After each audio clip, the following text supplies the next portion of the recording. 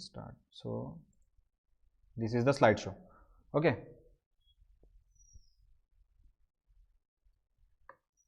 Title slide दिख रही है अभी क्लियरली? वॉइस क्लियर है? Okay, so I am going to start. Just you just mute yourself. Okay, जो बीच में प्रॉब्लम आई तो बताना, ठीक है? Okay, so this is our lecture number 2, unit number 5, magnetic properties of materials, and today's date is 22nd July 2021. Okay, so in last lecture, lecture number 1, I have introduced to you simple magnetic phenomena, what is magnetism, and we have seen how the magnetism is produced. Okay, we have also seen for one electron system, hydrogen atom, for one electron system how the magnetic moment is calculated. Okay, so for hydrogen atom, for one electron system, the magnetic moment correspond to that is 1 Bohr magneton. So Bohr magneton क्या होता है ये भी हमने देखा. फिर हमने देखा कि कुछ मैग्नेटिक पैरामीटर्स की डेफिनेशन देखे. मैग्नेटिक परमेबिलिटी क्या होती है, मैग्नेटिक ससेप्टिबिलिटी क्या है, मैग्नेटिक फील्ड स्ट्रेंथ क्या है, मैग्नेटिक फील्ड इंडक्शन क्या है, रिलेटिव परमिबिलिटी क्या है, ये सारी चीजें हमने पढ़ी. तो आज जो पढ़ने वाले हैं, very important thing we are going to learn, that is classes of magnetism, types of magnetism, means type of magnetic materials. Okay, so today we will see types of magnetism. Okay, types of magnetic materials. तो उसको पढ़ने के पहले हमको ये पता होना चाहिए कि direction of magnetic moment due to spin of electron कैसा होता है. मैंने बताया इलेक्ट्रॉन अपनी एक्सिस पे स्पिन करता है क्लॉकवाइज और एंटी क्लॉकवाइज, जिसके कारण क्या आता है, मैग्नेटिक स्पिन आती है, जिसके कारण मैग्नेटिक मोमेंट आता है. इलेक्ट्रॉन को दो टाइप से मैग्नेटिक मोमेंट आता है. एक इलेक्ट्रॉन ऑर्बिट में घूमता है न्यूक्लियस के आजू बाजू, तो एक ऑर्बिटल मैग्नेटिक मोमेंट आता है. एक इलेक्ट्रॉन क्या करता है, अपने एक्सिस पे स्पिन करता है क्लॉकवाइज. ओके, क्लॉकवाइज और एंटी क्लॉकवाइज. ओके, सो उसमें भी क्या आता है, मैग्नेटिक मोमेंट. तो मैग्नेटिक मोमेंट दो चीजों के वजह से आता है, एक ऑर्बिटल मोशन के वजह से इलेक्ट्रॉन के, और एक स्पिन मोशन के वजह से. तो हम अब देखेंगे, सबसे पहले क्लासेस ऑफ मैग्नेटिज्म पढ़ने के पहले हम देखेंगे direction of magnetic moment due to spin of electron कैसे होता है. ठीक है, तो अगर मान लो स्पिन कर रहा है इलेक्ट्रॉन अपने एक्सिस पे, तो उसको वो क्या करता है, मैग्नेटिक मोमेंट जनरेट करता है. उसको हम क्या, इसलिए उस स्पिन को हम क्या बोलते हैं, मैग्नेटिक स्पिन, या फिर उस स्पिन को हम एटॉमिक स्पिन भी बोलते हैं. क्यों, इलेक्ट्रॉन किस में रहता है, एटम के अंदर. तो इलेक्ट्रॉन स्पिन कर रहा है मतलब वो स्पिन एटम को भी रिलेटेड है, इसलिए उसको हम एटॉमिक स्पिन भी बोलते हैं. और जो मैग्नेटिक मोमेंट जनरेट होता है स्पिन के कारण, उसको बोलते हैं स्पिन मैग्नेटिक मोमेंट. और उस स्पिन को मैग्नेटिक स्पिन भी बोलते हैं और एटॉमिक स्पिन भी बोलते हैं, क्योंकि इलेक्ट्रॉन किस में होता है, एटम के अंदर. अगर इलेक्ट्रॉन स्पिन कर रहा है इसका मतलब एटम भी स्पिन कर रहा है, तो that is called atomic spin. Okay, so कैसे होता है स्पिन, ये देखो, ये इलेक्ट्रॉन है, suppose this is electron and this is the axis. Okay, अगर इलेक्ट्रॉन ऐसे घूम रहा है क्लॉकवाइज, ये देखो, this is the clockwise, direction is clockwise. ऐसे क्लॉकवाइज डायरेक्शन मतलब क्लॉक कैसे घूमती है, पहले 12 बजता है, फिर 1 बजता है, फिर 2 बजते, 3 बजते, 4, 5, इस तरीके से. जैसे मेरे हाथों की तरफ ध्यान दो, this is the clockwise and this is anti clockwise. Okay, so this electron is rotating और this electron is spinning clockwise, spin कर रहा है क्लॉकवाइज में. Okay, so this electron is spin clockwise. Arrow का डायरेक्शन देखो, clockwise है ऐसे. ठीक है, इस तरीके से स्पिन कर रहा है. स्पिन मतलब पूरा कंप्लीट नहीं करेगा सर्कल, जस्ट स्पिन करेगा ऐसे. ऐसे स्पिन करना मतलब सिर्फ ऐसे. ठीक है, तो स्पिन करेगा. तो अगर इलेक्ट्रॉन अपने एक्सिस पे स्पिन कर रहा है क्लॉकवाइज, इस डायरेक्शन में, जो एरो जिस डायरेक्शन में, उस डायरेक्शन में अगर स्पिन कर रहा है तो इसको बोलेंगे क्लॉकवाइज स्पिन. और क्लॉकवाइज स्पिन, अगर इलेक्ट्रॉन क्लॉकवाइज स्पिन करेगा तो मैग्नेटिक मोमेंट का डायरेक्शन क्या होगा, स्पिन मैग्नेटिक मोमेंट का डायरेक्शन होगा अपवर्ड, इस तरीके से अप स्पिन. अगर इलेक्ट्रॉन क्लॉकवाइज स्पिन किया तो मैग्नेटिक मोमेंट अप डायरेक्शन में रहेगा. अगर इलेक्ट्रॉन एंटी क्लॉकवाइज स्पिन किया, मतलब एंटी क्लॉकवाइज, उल्टा, क्लॉक अगर उल्टी चला दिया मैंने, क्लॉक में पहले 12 बज रहा है, फिर 11 बज रहा है, फिर 10 बज रहा है, फिर 9 बज रहा है, मतलब एंटी क्लॉकवाइज, क्लॉक का डायरेक्शन उल्टा कर दिया तो एंटी क्लॉकवाइज. अगर if electron spinning anticlockwise direction, ये एंटी क्लॉकवाइज डायरेक्शन है, just see my mouse arrow, this is anti clockwise direction. If electron moves anticlockwise direction, if electron spins anticlockwise direction, so magnetic moment का direction क्या होगा, downwards. Okay, so this one, if electron motion is anti-clockwise, the magnetic moment direction, spin magnetic moment direction is in downward direction. If electron moves or electron spins clockwise direction, so magnetic moment का direction, जो spin magnetic moment का direction upward होगा. तो clockwise मतलब up spin, anti-clockwise मतलब down spin. तो ये याद रखना है, डायरेक्शन ऑफ स्पिन याद रखना है. क्लॉकवाइज मतलब अप स्पिन, और डायरेक्शन ऑफ मैग्नेटिक स्पिन और मैग्नेटिक मोमेंट याद रखना है. Direction of magnetic moment up कब होगा, जब इलेक्ट्रॉन क्लॉकवाइज मूवमेंट करेगा, क्लॉकवाइज स्पिन करेगा. और डायरेक्शन ऑफ मैग्नेटिक स्पिन या मैग्नेटिक मोमेंट डाउनवर्ड कब होगा, जब इलेक्ट्रॉन एंटी क्लॉकवाइज मूव करेगा. So this is the simple explanation और simple presentation of direction of spin.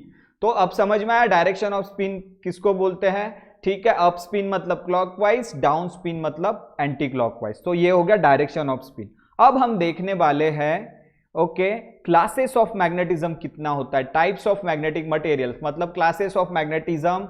3 तरीके के मैग्नेटिज्म्स होते हैं, बेसिकली 5 तरीके के होते हैं, but in your syllabus in UG BSc level you have to study only 3 classes. If you do the higher studies, if you do the MSc, then you can study in detail. There are 5 classes of magnetism, but in our syllabus there are only 3 classes of magnetism. So which are they? Diamagnetism, paramagnetism, ferromagnetism. Okay, diamagnetism, paramagnetism and ferromagnetism, these are the main classes of magnetism, or the material which show diamagnetism called diamagnetic materials. So जिस material में diamagnetism का phenomena होता है उसको बोलेंगे diamagnetic materials. जिस material में paramagnetism का फिनोमिना होता है उसको बोलेंगे पैरामैग्नेटिक मटेरियल्स. और जिस मटेरियल्स में फेरोमैग्नेटिज्म का फिनोमिना होता है उसको फेरोमैग्नेटिक मटेरियल्स बोलते हैं. So the material which show diamagnetism called diamagnetic materials, the material which show paramagnetism they are called paramagnetic materials, the materials which show ferromagnetism they are called ferromagnetic materials. Okay, so we will study one by one diamagnetism क्या होता है, paramagnetism क्या होता है, ferromagnetism क्या होता है, we will see one by one. Okay, so diamagnetism क्या होता है, just see the diagram, just see this figure, you can easily understand what is diamagnetism. Okay, so see this, so these are atom. Okay, suppose just see my mouse arrow, this one left side figure, these are the atoms of diamagnetic material. So diamagnetic material क्या है, solid. Okay, solids है, solids में atoms होते हैं. ठीक है, तो वो diamagnetic material atom से बना है. ठीक है, इस एटम में कोई भी एरो दिख रहा है क्या, नहीं, यहाँ पे एरो दिख रहे हैं. ठीक है, इसकी बात नहीं करूंगा अभी, जस्ट लेफ्ट फिगर की तरफ कॉन्सेंट्रेट करो.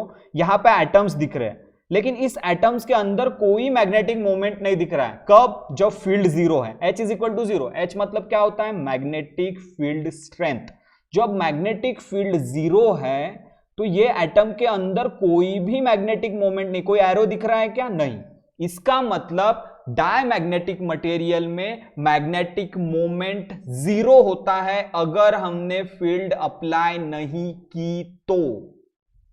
राइट, फील्ड अप्लाई नहीं की, H is equal to 0. We are not applying any external magnetic field. Field strength 0 है. If external magnetic field 0 है, so the atoms will not show any magnetic moment. देखो atom के अंदर कोई arrow नहीं है, इलेक्ट्रॉन स्पिन नहीं कर रहा है, कुछ भी नहीं है, कोई भी स्पिन मैग्नेटिक मोमेंट नहीं है. ओके, कोई भी मैग्नेटिक मोमेंट नहीं है जब फील्ड 0 है डायमैग्नेटिक मटेरियल के लिए. क्यों ऐसा होता है, क्योंकि क्या होता है डायमैग्नेटिक मटेरियल, फॉर एग्जांपल एक एग्जांपल दे रहा हूं, जिंक. जिंक क्या है, डायमैग्नेटिक मटेरियल. तो जिंक के अंदर क्या होता है, जिंक का इलेक्ट्रॉनिक कॉन्फ़िगरेशन अगर देखोगे तो जिंक का एटॉमिक नंबर 30 है और लास्ट ऑर्बिट में डी ऑर्बिट में 10 इलेक्ट्रॉन होते हैं. तो डी ऑर्बिटल क्या होता है, डी ऑर्बिटल 5 ऑर्बिटल्स होते हैं. तो ये तुमने पढ़ा होगा, मैंने एटॉमिक एंड मॉलिक्यूलर स्पेक्ट्रोस्कोपी में बताया था. डी ऑर्बिटल के ओरिएंटेशन 5 होते हैं, तो 5 ऑर्बिटल्स होते हैं, d x y d y z d z x d x square minus y square d z square, ऐसे डी के 5 ऑर्बिटल होते हैं. तो हर ऑर्बिटल में कितने इलेक्ट्रॉन रहते हैं, 2 इलेक्ट्रॉन. सो टोटल 5 में कितने रहेंगे, 10 इलेक्ट्रॉन. तो जिंक में क्या होता है, डी ऑर्बिटल में 5 ऑर्बिटल में 10 के 10 इलेक्ट्रॉन फील्ड रहते हैं। It means all electrons are paired. अगर ऑल इलेक्ट्रॉन्स आर पेयर्ड मतलब स्पिन कैंसल। अगर किसी भी मटेरियल में, किसी भी एलिमेंट में सारे के सारे इलेक्ट्रॉन पेयर्ड है तो मैग्नेटिक मोमेंट कैंसल होगा। इसलिए जब हम फील्ड अप्लाई नहीं करते हैं, so all the magnetic moments are zero. Okay, net magnetic moment is zero. When field is zero, magnetic moment is zero for diamagnetic material. But जैसे हम फील्ड अप्लाई करते हैं, देखो यहां पे फील्ड अप्लाई की, ये जो रेड एरो दिख रहा है that is left to right. Okay, so जैसे ही हम as soon as we applied the field, the magnetic moments are starting repelling. ये देखो रिपेल, मैग्नेटिक फील्ड का डायरेक्शन क्या है, left to right, but magnetic moment, spin moment का direction क्या है, राइट टू लेफ्ट। ओके, ये है लेफ्ट टू राइट और ये ऑपोजिट। मतलब जैसे मैंने फील्ड अप्लाई किया, अंदर के जो भी इलेक्ट्रॉन्स थे डायमैग्नेटिक मटेरियल के अंदर रिपेल करना शुरू किए। रिपेल मतलब फील्ड जा रही है भाई लेफ्ट टू राइट, फील्ड जा रही है लेफ्ट टू राइट और मैग्नेटिक मोमेंट जा रहे हैं राइट टू लेफ्ट, उल्टा रिपेल। इसका मतलब डायमैग्नेटिक मटेरियल को अगर मैग्नेटिक फील्ड अप्लाई करते हो तो वो मटेरियल क्या करता है, रिपेल करना शुरू करता है मैग्नेटिक फील्ड को। रिपेल करना मतलब अलग डायरेक्शन में जाना। ये मैग्नेटिक फील्ड देखो लेफ्ट टू राइट है, ये एच, ये जो एरो दिखला रेड वाला बड़ा arrow, that is the direction of magnetic field.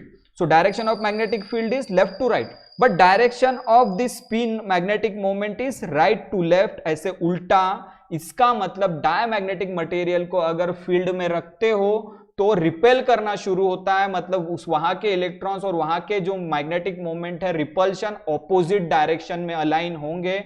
Magnetic field का डायरेक्शन है right, left to right, moment का डायरेक्शन है राइट टू लेफ्ट। तो ऐसे डायमैग्नेटिक मटेरियल जो फील्ड को रिपेल करते हैं, रिपेल करना मतलब डायरेक्शन ऑफ मैग्नेटिक फील्ड के ऑपोजिट होता है उसका मैग्नेटिक मोमेंट। इसका मतलब इसकी जो ससेप्टिबिलिटी है डायमैग्नेटिक मटेरियल की वो नेगेटिव होती है, ये मैंने बताया था। सो डायमैग्नेटिक मटेरियल कौन कौन से हैं, zinc, copper, silver, they are the diamagnetic material. So these are the example of diamagnetic material. याद रखना है diamagnetic materials, और डायमैग्नेटिज्म मतलब क्या होता है याद रखना है। अगर फील्ड जीरो है तो कोई भी मूवमेंट नहीं होगा, कोई भी मैग्नेटिक मूवमेंट नहीं रहेंगे उसमें, लेकिन फील्ड अप्लाई किए तो मैग्नेटिक मूवमेंट रिपेल करना शुरू होंगे ऑपोजिट डायरेक्शन में।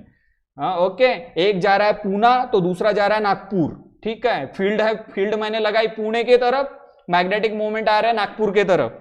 इस तरीके से फील्ड मैंने लगाई लेफ्ट टू राइट, फील्ड मैंने एक्सटर्नल फील्ड लगाई left to right, magnetic moment आ रहे हैं राइट टू लेफ्ट, उल्टा रिपेल कर रहे हैं। तो डायमैग्नेटिक मटेरियल्स में मैग्नेटिक मोमेंट का डायरेक्शन ऑपोजिट होगा, मतलब वो मैग्नेटिक फील्ड को रिपेल करेंगे। एग्जांपल है zinc, copper, silver etcetera. Okay, so और एक चीज बता रहा हूं, ससेप्टिबिलिटी नेगेटिव होती है, मैंने बताया था जब मैं पढ़ा रहा था मैग्नेटिक ससेप्टिबिलिटी। तो मैग्नेटिक ससेप्टिबिलिटी मतलब ratio of magnetization to magnetic field strength is less than 1। Less than 1 मतलब 1 से लेस, और ये नेगेटिव होती है, ठीक है। लेस देन 0 होती है, नेगेटिव डायरेक्शन में होता है। ओके, लेस देन 1 भी और नेगेटिव भी। Okay, so magnetic field for diamagnetic materials is negative. Okay, तो ये याद रखना है, नेगेटिव होती है डायमैग्नेटिज्म के लिए मैग्नेटिक ससेप्टिबिलिटी। और एक चीज बता रहा हूं, अभी बताया कि ये डायमैग्नेटिक मटेरियल्स में मैग्नेटिक मोमेंट जीरो क्यों होता है जब हम फील्ड अप्लाई नहीं करते, all electrons are paired. Diamagnetic substance के अंदर, डायमैग्नेटिक मटेरियल्स के अंदर जो मटेरियल्स डायमैग्नेटिज्म शो करते हैं जैसे जिंक, कॉपर और सिल्वर, जिंक में क्या होता है मैक्सिमम सारे के सारे डी ऑर्बिटल्स के इलेक्ट्रॉन पेयर्ड रहते हैं, तो they consist of paired electrons. Okay, और एक बात करेंगे, अगर हम ग्राफ देखते हैं magnetic field versus magnetization, M क्या है magnetization, magnetization means amount of magnetism present in the material, that is magnetization, versus external field that is field strength. तो ये एक्सटर्नल फील्ड है, फील्ड स्ट्रेंथ। सो H वर्सेस M का अगर graph देखते तो straight line आता है ऐसे, जैसे जैसे H बढ़ाते हैं M कम होते जाता है इस तरीके से।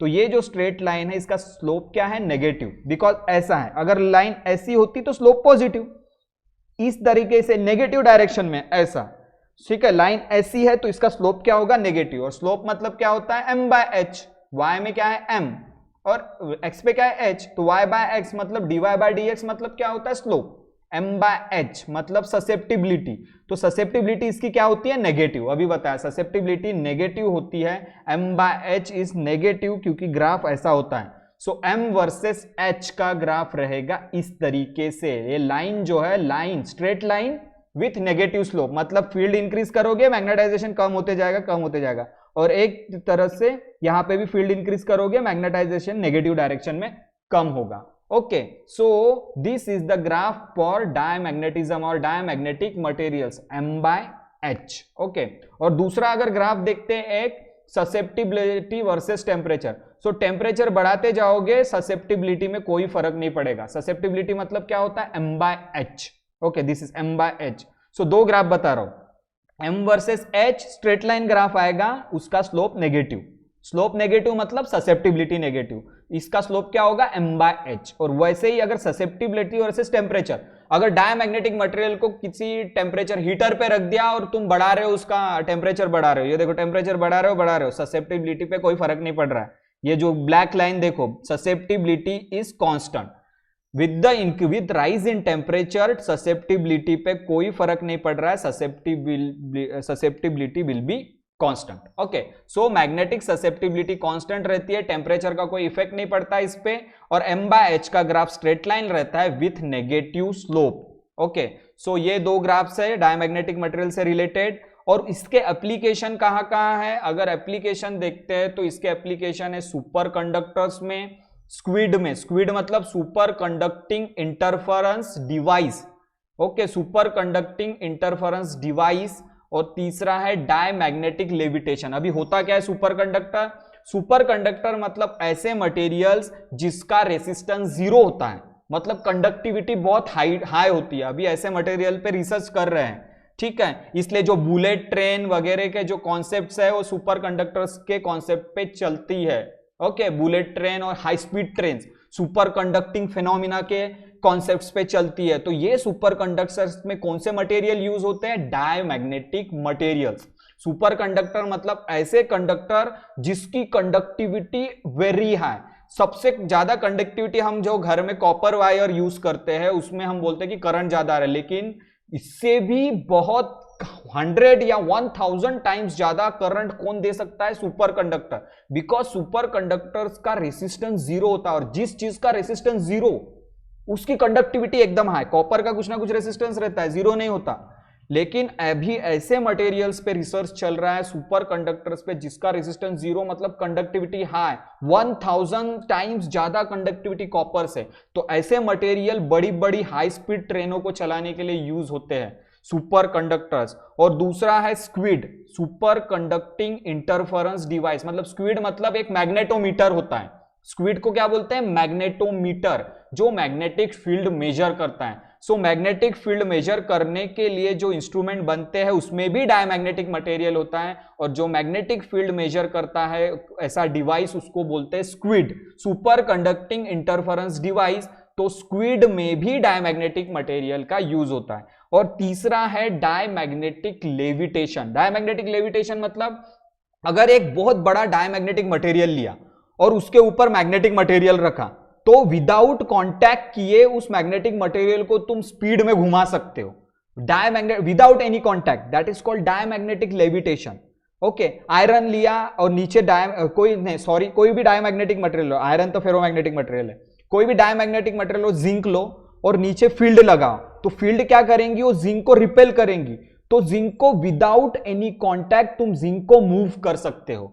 तो ऐसे without contact, non contact devices अगर बनाना है तो डायमैग्नेटिक लेविटेशन का फिनोमिना यूज कर सकते हो, क्योंकि डायमैग्नेटिक मटेरियल क्या करते हैं, फील्ड को रिपेल करते हैं। एक फील्ड लगा दो ऊपर डायमैग्नेटिक मटेरियल, तो विदाउट एनी कांटेक्ट तुम उस मटेरियल को मूव कर सकते हो। तो कॉन्टैक्टलेस मोशन, कॉन्टैक्टलेस फोर्स ऐसा लगा सकते हो, उसको बोलते हैं डायमैग्नेटिक लेविटेशन।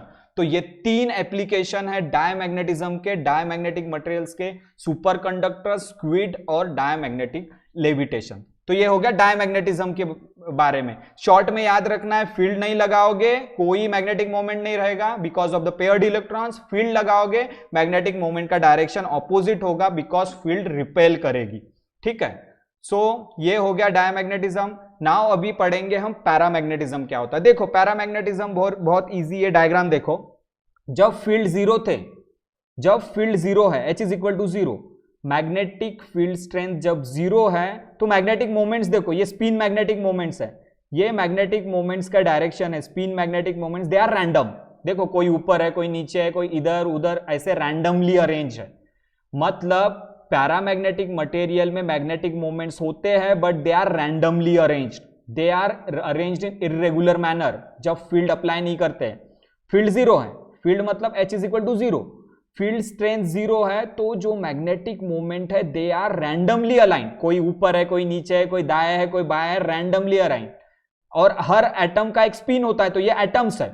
सो एटम का स्पिन होता है मतलब एटम के अंदर इलेक्ट्रॉन का स्पिन होता है, तो वो जो इलेक्ट्रॉन का स्पिन है, जो स्पिन मैग्नेटिक मोमेंट्स है, they are randomly, atomic spin magnetic moments are randomly arrange. लेकिन जैसे ही फील्ड अप्लाई किया तुमने लेफ्ट टू राइट, तो ये फील्ड के डायरेक्शन में आ रहे। देखो सारे एरो अभी लेफ्ट टू राइट है। इधर इधर कैसे थे, कोई ऊपर था, कोई नीचे था, ऐसा था, दाएं था, बाएं था, इधर उधर थे, इरेगुलर। लेकिन as soon as the field is applied, the magnetic moments और spin magnetic moments are arranged in the direction of the field। देखो लेफ्ट टू राइट, सारे एरो लेफ्ट टू राइट है।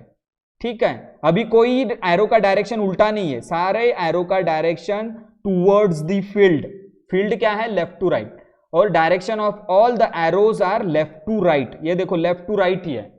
ओके, इसमें क्या था, कोई इधर था, कोई उधर था, कोई ऊपर था, कोई नीचे था, बट ये लेफ्ट टू राइट ही डायरेक्शन है।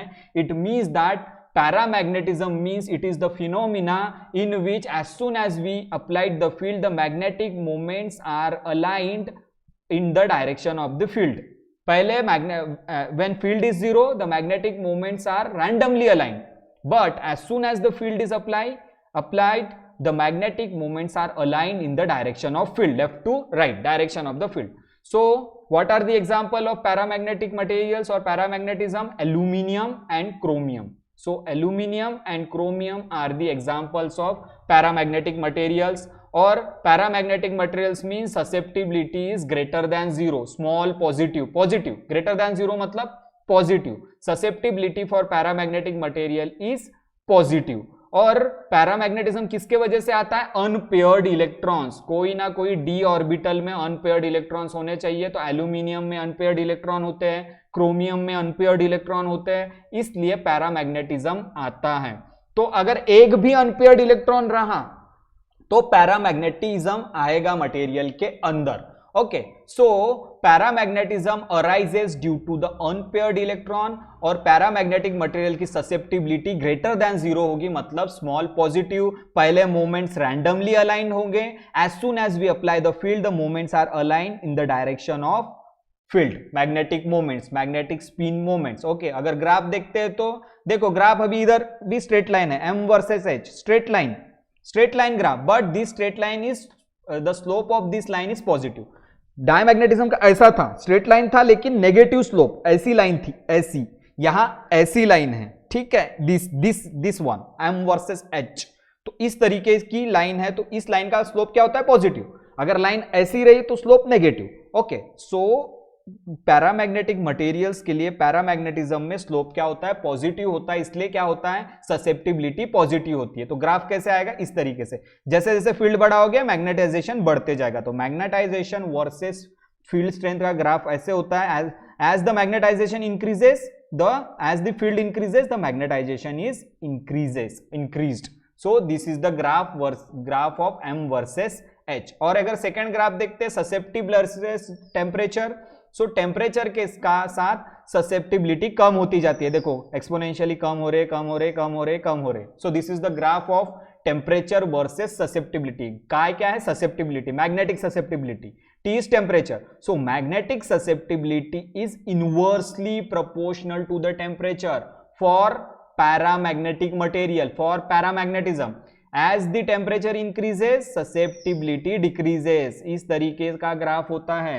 susceptibility is inversely proportional to the temperature for paramagnetic materials. Okay, तो समझ में आया। डायमैग्नेटिक मटेरियल्स या डायमैग्नेटिज्म मतलब फील्ड रिपेल करेगा, फील्ड का डायरेक्शन ऐसा तो मैग्नेटिक मोमेंट का डायरेक्शन उल्टा। यहां पर पहले मैग्नेटिक मोमेंट रैंडमली अलाइन होंगे, लेकिन जैसे ही फील्ड लगाओगे उसी डायरेक्शन में मैग्नेटिक मोमेंट अलाइन होंगे। ठीक है, सो दिस इज द पैरामैग्नेटिज्म। और जो तीसरी और लास्ट क्लास है उसको बोलते हैं फेरोमैग्नेटिज्म। ओके, सो फेरोमैग्नेटिज्म में क्या होता है, अगर फील्ड तुमने अप्लाई भी नहीं किया, field is zero but some magnetic spins align in the direction of magnetic field. Field अगर नहीं है तो भी मोमेंट्स अलाइन होंगे एक ही डायरेक्शन में। Without field there is a presence of magnetic dipole moment. Okay, net dipole moment is present. Why net dipole moment is present? Because without field ferromagnetic material में मोमेंट्स एक direction में align हो गए। देखो सारे के सारे एक ही डायरेक्शन में अलाइन है, जबकि मैंने फील्ड अप्लाई नहीं किया। सो फील्ड अप्लाई नहीं करोगे फिर भी मोमेंट्स एक डायरेक्शन में अलाइन होंगे फेरोमैग्नेटिक मटेरियल में। It means that ferromagnetic material have net magnetic dipole moment even in the absence of magnetic field. Even in the absence of magnetic field, some magnetism is there. Magnetic moments are aligned in one direction. Okay, so ये हो गया ferromagnetic materials. Example क्या है? Iron, cobalt और nickel are the example of ferromagnetism. और अगर graph देखते हैं, देखो M वर्सेस H का ग्राफ इस तरीके से दिखता है, इसको बोलते हैं हिस्टेरिसिस कर्व। इसके बारे में डिटेल में मैं आगे बताऊंगा आगे के लेक्चर्स में। अभी सिर्फ इतना पता चाहिए कि H वर्सेस M होता है हिस्टेरिसिस। ये जो शेप दिख रहा है ना, इसको बोलते हैं हिस्टेरिसिस कर्व। ओके, क्यों इसको हिस्टेरिसिस बोलते हैं ये सब मैं बताने वाला हूं नेक्स्ट लेक्चर में। बस इतना अभी पता चाहिए तुमको कि फेरोमैग्नेटिक मटेरियल्स और फेरोमैग्नेटिक मटेरियल इस तरीके का ग्राफ देते हैं M वर्सेस H, और ससेप्टिबिलिटी इस तरीके से, ससेप्टिबिलिटी वर्सेस टेम्परेचर इस तरीके का ग्राफ होता है। ठीक है, M वर्सेस H को के ग्राफ को बोलते हैं हिस्टेरिसिस कर्व। इसके बारे में डिटेल में मैं नेक्स्ट लेक्चर में बताऊंगा। अभी सिर्फ जान लो कि फेरोमैग्नेटिक मटेरियल्स और ferromagnetism means hysteresis curve. M versus H graph is hysteresis and susceptibility versus T is this kind of graph. तो ससेप्टिबिलिटी कैसे? टेम्परेचर बढ़ा रहे हो, ससेप्टिबिलिटी कांस्टेंट है, कांस्टेंट है, कांस्टेंट है, और एक पॉइंट पे ससेप्टिबिलिटी एकदम कम होकर जीरो हो जाती है। देखो कांस्टेंट है, कांस्टेंट है, कांस्टेंट है, just look at my mouse arrow. Constant है ससेप्टिबिलिटी, टेम्परेचर बढ़ा रहे हो, ये देखो एक्स एक्सिस पे क्या है? टेम्परेचर। वाई एक्सिस पे क्या है? Susceptibility, magnetic susceptibility. टेम्परेचर बढ़ा रहे हो, बढ़ा रहे हो, बढ़ा रहे हो, बढ़ा रहे हो, मैग्नेटिक ससेप्टिबिलिटी एकदम कांस्टेंट। एक टेम्परेचर आया जिसपे मैग्नेटिक ससेप्टिबिलिटी गिर गई, एकदम कम हो गई, उस टेम्परेचर को बोलते हैं क्यूरी टेम्परेचर। सो क्यूरी टेम्परेचर मतलब TC. Curie temperature means the temperature at which the magnetic susceptibility is very small, will become very small, will become zero. Okay, that is called Curie temperature. So Curie temperature में क्या होता है? ये जो ferromagnetic materials है, ferromagnetism convert हो जाता है पैरामैग्नेटिज्म में। So the temperature at which ferromagnetism is converted into paramagnetism or ferromagnetic material transformed into paramagnetic material, so that temperature is called Curie temperature. तो susceptibility कांस्टेंट है, constant है, constant है, एक temperature पे एकदम जीरो की तरफ चली गई, तो उस टेम्परेचर को बोलते हैं Curie temperature. Curie temperature मतलब the temperature at which ferromagnetism become paramagnetism, ferromagnetic materials become paramagnetic material. तो ferromagnetic material का कन्वर्शन पैरामैग्नेटिक मटेरियल में होता है, उस टेम्परेचर को बोलते हैं क्यूरी टेम्परेचर। इसके बारे में भी डिटेल में हम नेक्स्ट लेक्चर में पढ़ेंगे। बस अभी ये ग्राफ याद रखो, M वर्सेस H ग्राफ होता है हिस्टेरिसिस, और ससेप्टिबिलिटी वर्सेस टेम्परेचर ग्राफ इस तरीके से होता है। एक टेम्परेचर पे आके ससेप्टिबिलिटी ऑलमोस्ट जीरो हो जाती है, उस टेम्परेचर को बोलते हैं क्यूरी टेम्परेचर। तो ये दोनों ग्राफ फेरोमैग्नेटिक मटेरियल्स के लिए है, फेरोमैग्नेटिज्म के लिए है। ठीक है, और एक चीज बता रहा हूं, इसमें ससेप्टिबिलिटी होती है पॉजिटिव, लार्ज पॉजिटिव। पैरामैग्नेटिज्म में भी पॉजिटिव होती है but small value, but ferromagnetism में ससेप्टिबिलिटी ज्यादा होती है, large positive. M versus M by H is more greater than zero. Okay, very very greater than zero, that is large positive. Okay, और इसके एप्लीकेशन क्या है? फेरोमैग्नेटिज्म के application है रेफ्रिजरेटर में मैग्नेट लगा होता है, उसमें फेरोमैग्नेट लगा होता है, या magnetic storage hard disk. Hard disk के अंदर जो मैग्नेटिज्म यूज होता है ओके, मैग्नेटिक मटेरियल्स यूज होते हुए फेरोमैग्नेटिक मटेरियल्स, और जो फिनोमिना होता है उसको बोलते हैं फेरोमैग्नेटिज्म।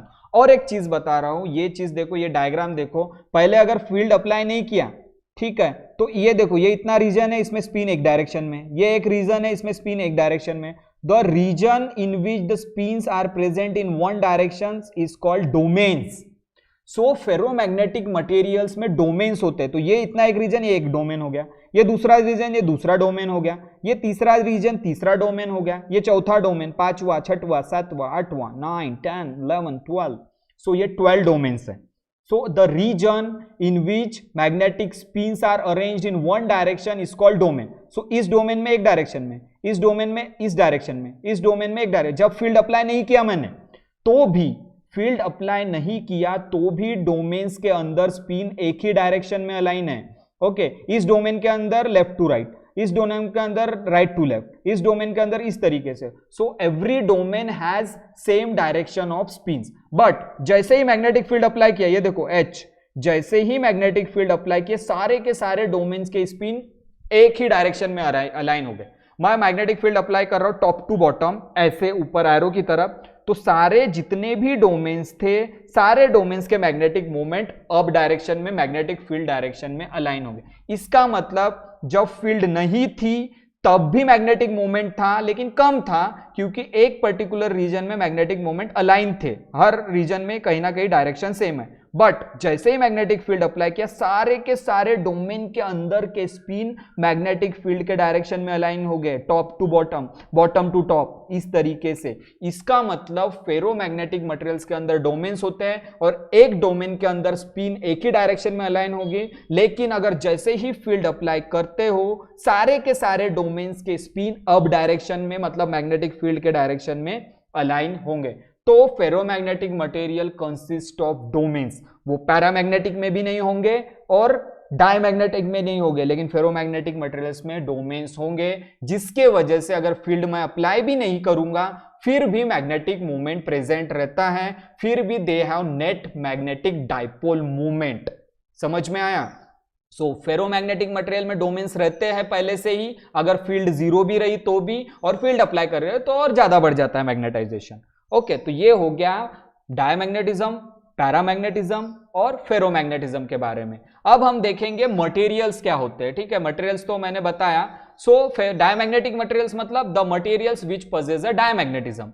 ओके, तो क्या होता है डायमैग्नेटिक मटेरियल्स में? देखो, diamagnetic materials are those which are repelled by magnetic field. अभी बताया था स्टार्टिंग में, डायमैग्नेटिक मटेरियल्स ऐसा जो मैग्नेटिक फील्ड से रिपेल होते हैं when placed in non uniform magnetic field. Non uniform magnetic field मतलब दो पोल्स है, नॉर्थ पोल तो और साउथ पोल के बीच में डायमैग्नेटिक मटेरियल रखो, तो डायमैग्नेटिक मटेरियल क्या करेगा? मैग्नेटिक लाइंस ऑफ फोर्स को रिपेल करेगा। सो इसका मतलब क्या है? The diamagnetic materials do not have magnetic movement in absence of magnetic field. Magnetic field नहीं है तो कोई मैग्नेटिक मूवमेंट नहीं होगा डायमैग्नेटिक मटेरियल्स में। एक डायग्राम बता रहा हूं, डायग्राम से क्लियर होगा। ये देखो, ये नॉर्थ पोल है, ये साउथ पोल है, they are the magnetic pole pieces. Okay, magnetic pole pieces, ये नॉर्थ पोल है, ये साउथ पोल है। तो ये नॉर्थ पोल और साउथ पोल क्या होगा? मैग्नेटिक फील्ड जनरेट करेंगे। बीच में मैंने रख दिया diamagnetic material. Okay, so this is diamagnetic material, मतलब ये सिल्वर हो सकता है, जिंक हो सकता है। This is the diamagnetic material, और this is north pole and this is south pole. तो ये नॉर्थ और साउथ पोल क्या हो गया? Magnetic lines of force. This north and south pole is used to create a magnetic field. Okay, so magnetic lines of force इसमें exert होंगे, और magnetic lines of force कहां से निकलते हैं? नॉर्थ पोल से, और जाते कहां पे है? साउथ पोल पे। अब मैंने मान लो ये नॉर्थ और साउथ पोल रखा, पोल पीसेस, और यहाँ पे मैग्नेटिक फील्ड क्रिएट हो रही है, और बीच में डायमैग्नेटिक मटेरियल रखा, तो मैग्नेटिक लाइंस ऑफ फोर्स देखो रिपेल हो जाएंगे, इसके अंदर से पास नहीं होंगे। ये देखो, magnetic lines of force repel हो गए। Magnetic lines of force north से जा रहे साउथ की तरफ, लेकिन इस सब्सटेंस और इस मटेरियल के अंदर से जा रहे हैं क्या? नहीं, रिपेल हो रहे हैं ऊपर की तरफ। ये देखो, ये रिपेल हो रहे हैं ऊपर और ये रिपेल हुआ नीचे। मैग्नेटिक लाइंस ऑफ फोर्स जो क्रिएट हो रहे हैं नॉर्थ पोल से और जा रहे हैं साउथ पोल पे, वो मैग्नेटिक इस मटेरियल के अंदर से पास नहीं हो रहे, बिकॉज ये मटेरियल की प्रॉपर्टी है डायमैग्नेटिक मटेरियल की, तो कि वो क्या कर रहा है? मैग्नेटिक फील्ड मतलब मैग्नेटिक लाइंस ऑफ फोर्स को रिपेल कर रहा है, इसलिए ऊपर नीचे बीच में से उसमें से magnetic lines of force pass नहीं हुए। इस मटेरियल के अंदर से magnetic lines of force pass नहीं हुए, मैग्नेटिक लाइंस ऑफ फोर्स ऊपर की तरफ निकल गए और नीचे वाले नीचे की तरफ निकल गए, इसके अंदर से पास नहीं हुए। क्यों? क्योंकि diamagnetic materials are those which are repelled by the magnetic field, magnetic field को रिपेल करता है ये डायमैग्नेटिक मटेरियल, इसलिए इसमें से पास नहीं हुए, ऊपर से निकल गए, ये नीचे से निकल गए, ये ऊपर से निकल गए। इस मटेरियल में से magnetic lines of force pass नहीं हुए। Why? Because this material is used to repel the magnetic field. Why it is repelling? Because it is diamagnetic material and it contains paired electrons. Okay, so इस तरीके से magnetic lines of force को repel करता है diamagnetic material. और the materials which are repelled by magnetic field, repelled by the magnetic field called diamagnetic material. अब paramagnetic material, okay, इसका example क्या है डायमैग्नेटिक मटेरियल के? जिंक, कॉपर और सिल्वर। ओके, पैरामैग्नेटिक मटेरियल जो अट्रैक्ट करता है, रिपेल नहीं करता, अट्रैक्ट करता है। Okay, so paramagnetic materials are those which are attracted by the magnetic field when placed in non uniform magnetic field. अगर नॉन यूनिफॉर्म मैग्नेटिक फील्ड में place करोगे पैरामैग्नेटिक मटेरियल को तो वो अट्रैक्ट करेगा मैग्नेटिक फील्ड को। ये देखो, ये नॉर्थ पोल है, ये साउथ पोल है, 2 पोल पीसेस है और बीच में मैंने पैरामैग्नेटिक मटेरियल रख दिया। सो इसमें जो lines of force, magnetic lines of force generate होगी नॉर्थ पोल से साउथ पोल, ये इस मटेरियल के थ्रू निकल जाएगी। ये देखो, ये है मैग्नेटिक लाइंस ऑफ फोर्स, इस मटेरियल के थ्रू पास हो रही। क्यों पास हो रही? बिकॉज ये जो मटेरियल क्या कर रहा है, मैग्नेटिक फील्ड को अट्रैक्ट कर रहा है। इसका मतलब क्या है? ये materials are attracted by the magnetic field. तो इसमें से देखो, magnetic lines of force, magnetic lines of force से क्या जनरेट होती है? Magnetic field. इसका मतलब magnetic lines of force generate हो रही है नॉर्थ से साउथ की तरफ, लेकिन ये मैग्नेटिक लाइंस ऑफ फोर्स सब मटेरियल के अंदर से पास हो रही है, पैरामैग्नेटिक मटेरियल्स के अंदर से पास हो रही है। इसका मतलब मैग्नेटिक फील्ड जो हो रही है वो अट्रैक्ट कर रही है मैग्नेटिक मटेरियल को, पैरामैग्नेटिक मटेरियल को। It means that paramagnetic materials are those which are attracted by the magnetic field. समझ में आया? मैग्नेटिक फील्ड अट्रैक्ट करेंगे। So when this material placed in the magnetic field, when magnetic field is applied, a few aligned magnetic moments produce a low magnetization in the direction of magnetic field। इसका मतलब जब magnetic field apply करते हैं तो या इसके अंदर के जो मूवमेंट्स है पैरामैग्नेटिक मटेरियल्स के एक फील्ड के डायरेक्शन में अलाइन होते हैं, वो बताया था मैंने जब मैं पैरामैग्नेटिज्म पढ़ा रहा था। सो when magnetic field is applied, a few aligned magnetic moments produce a low magnetization, मतलब मैग्नेटाइजेशन प्रोड्यूस होगा इसमें, लेकिन मैग्नेटाइजेशन की वैल्यू क्या होगी? लो होगी। ओके, पैरामैग्नेटिज्म में मैग्नेटाइजेशन की वैल्यू लो होगी। ओके, मैग्नेटिक मोमेंट्स प्रोड्यूस होंगे और अलाइन होंगे इन the direction of magnetic field. इसका मतलब पैरामैग्नेटिक मटेरियल्स अट्रैक्ट होंगे मैग्नेटिक फील्ड से और डायमैग्नेटिक मटेरियल्स रिपेल होंगे। तो ये हो गया पैरामैग्नेटिक। डायमैग्नेटिक मटेरियल्स किसको बोलते हैं? पैरामैग्नेटिक मटेरियल्स किसको बोलते हैं? और इसके एग्जाम्पल क्या है पैरामैग्नेटिक मटेरियल्स के? एल्यूमिनियम और क्रोमियम। ओके, और तीसरा जो है फेरोमैग्नेटिक मटेरियल्स, ये तो तुमको पता है कि ferromagnetic materials are which are attracted by the magnetic field, but when they are placed in magnetic field they can be magnetize. वो मैग्नेटाइज भी हो सकते हैं। जैसे आयरन को, आयरन क्या है? फेरोमैग्नेटिक मटेरियल, उसमें तुम मैग्नेट से चिपक के रखो तो कुछ समय के बाद आयरन भी मैग्नेट की तरह बिहेव करने लगेगा, आयरन भी अपनी दूसरी आयरन की वस्तुओं को अट्रैक्ट करेगा। इसका मतलब फेरोमैग्नेटिक मटेरियल्स कौन से होते हैं? जो मैग्नेटिक फील्ड से अट्रैक्ट तो करते ही है। Okay, they are attracted by the magnetic field, but when they are placed in magnetic field, they can be magnetized। Iron को हम मैग्नेटाइज कर सकते हैं। आयरन को बहुत देर तक तुम मैग्नेट से चिपक के रखो तो आयरन भी मैग्नेट की तरह बिहेव करते रहता है, because iron can be magnetised. Okay, when magnetic field is applied, all magnetic moments are aligned and produce a high magnetization in the direction of the paramagnetic में लो मैग्नेटाइजेशन, फेरोमैग्नेटिक में high magnetisation. मतलब अगर ferromagnetic material को magnetic field में लगाया तो सारे के सारे डोमेन्स के अंदर के स्पिन्स अलाइन हो जाएंगे मैग्नेटिक फील्ड के डायरेक्शन, मतलब बहुत ज्यादा मैग्नेटाइजेशन प्रोड्यूस होगा।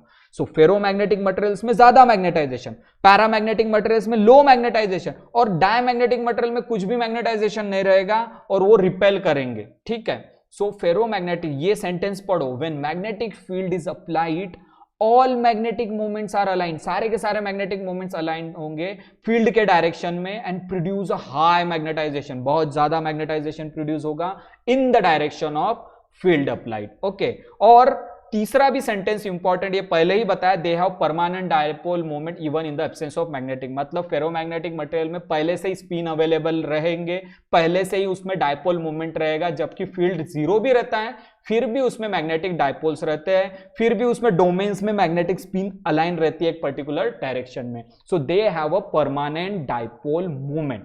सो इस तरीके से आज हमने देखा फेरोमैग्नेटिक मटेरियल्स क्या है, पैरामैग्नेटिक मटेरियल्स क्या है। पैरामैग्नेटिक मटेरियल्स मतलब attracted by the field but low magnetization, ferromagnetic materials मतलब attracted by the field but high magnetization, diamagnetic material मतलब repelled by the field and very zero magnetization when field is not applied. और इस तरीके का phenomena भी हमने देखा, ferromagnetism का फिनोमिना क्या होता है, पैरामैग्नेटिज्म का फिनोमिना क्या होता है, और डायमैग्नेटिज्म का फिनोमिना क्या होता है। और जो मटेरियल डायमैग्नेटिज्म शो करते हैं उसको बोलते हैं डायमैग्नेटिक मटेरियल, जो पैरामैग्नेटिज्म शो करते हैं उसको पैरामैग्नेटिक मटेरियल्स बोलते हैं, और जो फेरोमैग्नेटिज्म शो करते हैं उसको फेरोमैग्नेटिक मटेरियल्स बोलते हैं। और इनिशियली मैंने बताया कि स्पिन का डायरेक्शन मतलब क्या होता है, क्लॉकवाइज मतलब up spin, anti clockwise means down spin. तो इस तरीके से classes of magnetism, types of magnetism और type of magnetic materials and their examples ये हमने पढ़ लिया आज। इस पे कोई भी सवाल है तो सवाल पूछ सकते